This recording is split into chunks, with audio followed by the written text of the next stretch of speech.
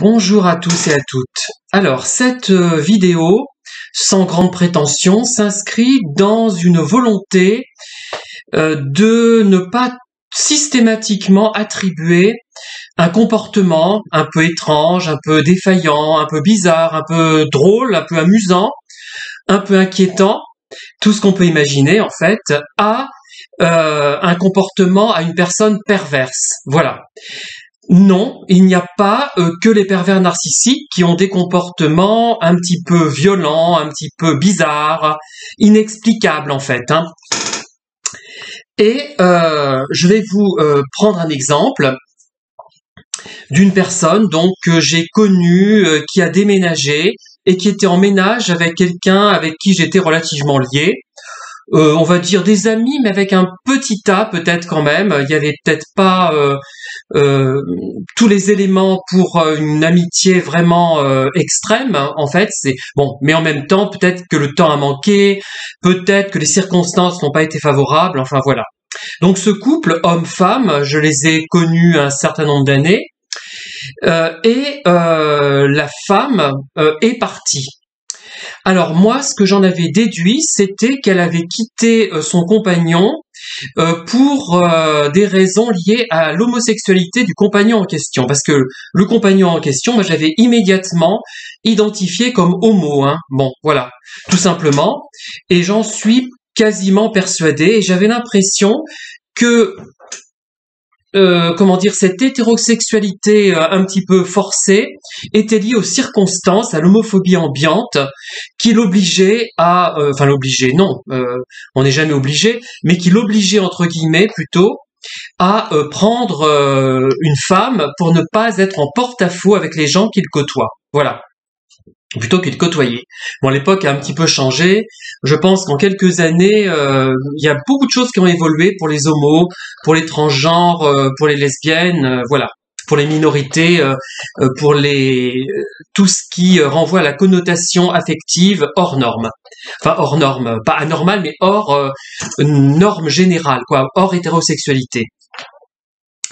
Et cette femme, je vais pas dire qui c'est, donc personne pourra le deviner, de toute façon.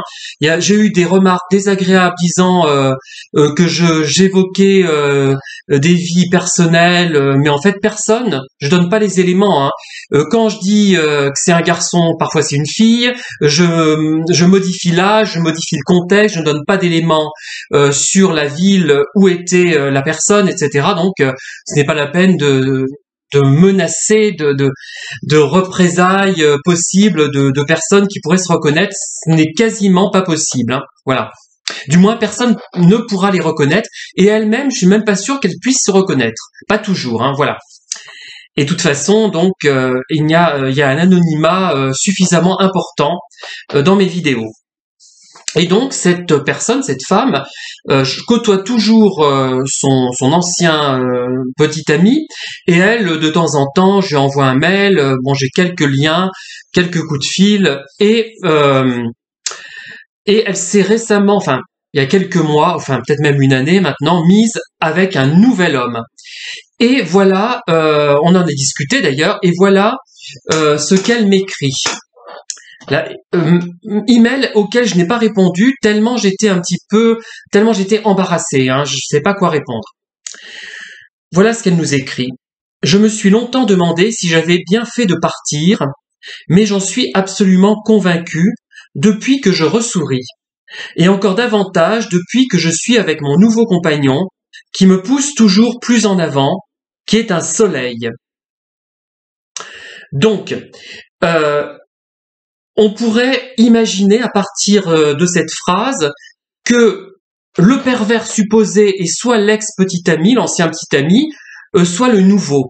Voilà.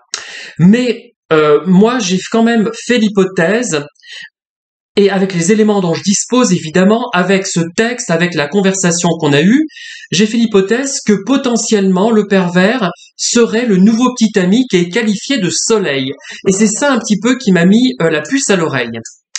Alors, ça paraît tellement excessif que je me suis dit, oulala, elle le décrit comme un soleil, c'est peut-être une personne nocive, perverse, qui a adopté un comportement idyllique vis-à-vis d'elle et qui se moque d'elle en fait finalement. Et il lui paraît lumineux à tel point que quand on est face à des pervers au début, quand on n'est pas bien informé sur la question, on est en quelque sorte ébloui et on les voit mieux, plus beaux qu'ils ne sont, plus intelligents qu'ils ne sont. Et une fois qu'on est plus sous emprise, on se dit mais quelle horreur, quel pauvre type, quel crétin, comment j'ai pu m'intéresser à ce type-là ou à cette femme-là. Enfin, c'est peut-être pas toujours à ce point, mais moi j'ai souvent vécu ça.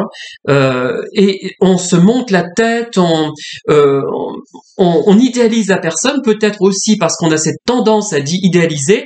Si on est une victime de pervers narcissiques, de personnes manipulatrices, ce n'est pas par hasard, complètement, vous le savez. Donc, nous sommes des gens qui avons tendance à idéaliser et à être éblouis facilement. Et cet éblouissement, il est provoqué par un comportement et des paroles qui nous laissent entendre que ces gens sont uniques, sont merveilleux, même s'ils le disent pas forcément comme ça, et qu'avec eux, on a une relation privilégiée. On est la personne idéale, la personne cible, la personne fétiche. Il y en a même un qui m'avait dit qu'une voyante lui avait dit qu'il entre en relation lui avait révélé plutôt, c'est plus parlant, lui avait révélé qu'il entre en relation avec un homme prénommé Pierre, et son deuxième prénom c'était Joseph. Oui, ben à ce point-là, Bon, là j'ai commencé à me dire, ouh là là là là, qu'est-ce qu'il me raconte celui-là? Mais bon. Et donc par rapport à ça, je me suis dit, c'est quand même fort. Elle est tombée sur un pervers, mon Dieu. Mais je me suis souvenu de ce qu'elle m'avait dit. Elle m'a raconté que finalement, c'était quelqu'un qui n'était pas, disons, aussi intellectuel entre guillemets qu'elle. C'est quelqu'un qui exerçait une fonction plus dans des métiers manuels, moins intellectuels qu'elle. Pas d'études supérieures, vous voyez ce que je veux dire. Hein. Et pendant toute une conversation, j'ai eu l'impression qu'elle se persuadait qu'elle avait fait le bon choix, qu'elle avait bien fait de partir. Effectivement, elle le dit. Elle confirme ce que je pensais, parce que je lui ai dit, mais j'ai l'impression que tu fais tout pour me prouver que tu as fait le bon choix, alors que je t'ai rien demandé. Moi, je te faisais confiance. J'ai pas à douter de ce que je me serais douté de rien si elle ne s'était pas autant interrogée en fait sur cette relation. Et elle se dit oui, mais elle essaie de me démontrer, alors que moi je n'ai pas à être convaincue, j'étais déjà convaincue finalement. Je me posais pas plus de questions que ça, et ça m'avait mis la puce à l'oreille. Et alors pourquoi alors l'hypothèse pervers pour moi tombe en partie parce que en fait, c'est plus une personne qui a quitté quelqu'un qui était quand même assez brillant, oui, on peut dire ça, qui était beaucoup plus intellectuel que son nouveau copain, qui était beaucoup plus dans la créativité finalement. Donc elle a ce doute, elle éprouve une dissonance. Voilà, justement, on est dans la dissonance. Le fait qu'il ait été brillant, créatif, qu'il ait eu beaucoup de qualités, entre en dissonance avec le fait de l'avoir quitté. Donc elle réduit la dissonance en se persuadant qu'elle a bien fait de le quitter. Elle y parvient d'ailleurs, et puis elle tombe sur quelqu'un et elle se persuade que ce quelqu'un est la personne qui lui convient le mieux. Je n'en suis pas convaincu absolument, mais je suis pas non plus convaincu du contraire. Je n'en sais rien. Bon, c'est vrai que c'est quelqu'un qui n'est pas exactement, on va dire, sur la même, pas longueur d'onde, mais sur la même manière de penser qu'elle. Voilà, c'est pas ce qu'on appelle classiquement un intellectuel qui va analyser les choses et couper les cheveux en quatre comme on le fait nous dans nos vidéos, hein, tous autant qu'on est. Enfin, certains sont pas bien intellectuels. Hein, moi, je parle même pas de moi, mais il y en a qui vont pas justement assez loin dans les analyses, hein, avec les méchants pervers, notamment. Voilà. Et c'est ça, en fait. Au lieu de voir un pervers, moi, je vois plutôt quelqu'un qui a quitté une personne assez brillante, assez lumineuse, finalement, pour quelqu'un d'autre qui l'est moins. Donc, elle réduit la dissonance en se persuadant, en essayant aussi de persuader les autres qu'elle a fait le bon choix. Elle y réussit.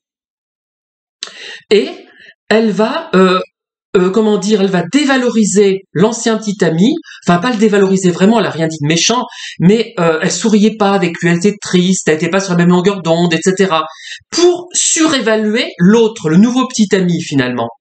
Parce que il faut qu'elle retrouve une consonance. Bon sang, j'ai quitté quelqu'un qui était brillant, qui était qui socialement avait un certain poids finalement, pour quelqu'un qui n'est pas brillant, moins du moins, pas de la même façon, qui n'est pas intellectuel, parce que moi je préférerais un homme intellectuel, voilà ce qu'elle se dit, et le fait qu'elle dise qu'il est lumineux, ce n'est pas parce qu'il l'a grugé, parce qu'il lui a mis plein la vue, c'est parce qu'elle essaie de se persuader qu'il est aussi lumineux, voire plus lumineux que l'autre.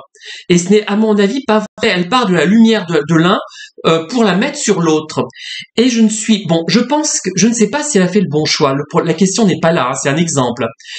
Mais je ne sais pas si elle a fait non plus si elle a fait le mauvais choix. Je n'en sais rien. Mais pour l'instant, j'abandonne l'hypothèse pervers narcissique, le côté lumineux. Non, ce n'est pas forcément ça. Ça peut être un pervers narcissique, mais il faut plus d'éléments. Il faut continuer à voir ce qui va se passer si jamais j'ai un nouveau contact avec cette personne. Il faut plus d'éléments. Et pareil, pour voir si c'est effectivement qu'elle essayait de se persuader, il faudrait que je creuse encore plus. Mais on ne peut rien dire finalement à partir de ça. Alors que j'aurais exposé ça et j'aurais soumis cette petite situation à votre sagacité dans une vidéo pour que vous me disiez si c'était un pervers ou pas. Le fait que la chaîne parle en grande partie quand même, pas majoritairement maintenant, mais en grande partie des pervers, vous aurez poussé dans cette direction et vous seriez tombé en quelque sorte dans le biais de confirmation d'hypothèses. Voilà. Mais là, qu'elle dise que c'est un soleil, ce n'est pas forcément parce qu'il est pervers ou parce qu'elle a rencontré l'homme idéal. À mon avis, elle n'a ni rencontré l'homme idéal, ni rencontré probablement un pervers, mais il faut voir plus loin, on ne sait jamais. Pour l'instant, je n'ai pas assez d'éléments, mais une chose est sûre, c'est qu'elle a fait un gros travail de réduction de dissonance cognitive parce qu'elle avait quitté quelqu'un qui avait quand même une certaine aura, un certain charisme, même si c'était pas non plus un charisme extraordinaire, hein, je veux dire, c'est pas ça. Et il a fallu qu'elle retrouve une stabilité. Vous voyez, on ne peut pas tout le temps se référer au pervers et imaginer tout de suite, ça y est, c'est un pervers, ce que vous nous racontez, cette fille est confrontée à un méchant pervers, il faut qu'elle s'en sorte, aidez-la, etc., blablabla, bla. Voilà. Non, on n'en sait rien. Pour l'instant, je ne peux pas aller plus loin. Après, s'il y a des éléments qui vont dans ce sens-là, si après la phase de séduction, il y a une phase de dénigrement, par exemple, ou de malveillance, là, on peut peut-être commencer à se poser des questions. Mais après tout, on n'en sait rien. Et peut-être que c'est elle qui a un problème. Hein. Je la connais, mais je la connais pas. Je pense pas qu'elle soit perverse. Mais sait-on jamais, voyez. Donc, il faut vraiment se garder des explications trop rapides. Voilà, j'espère vous avoir convaincu avec cet exemple.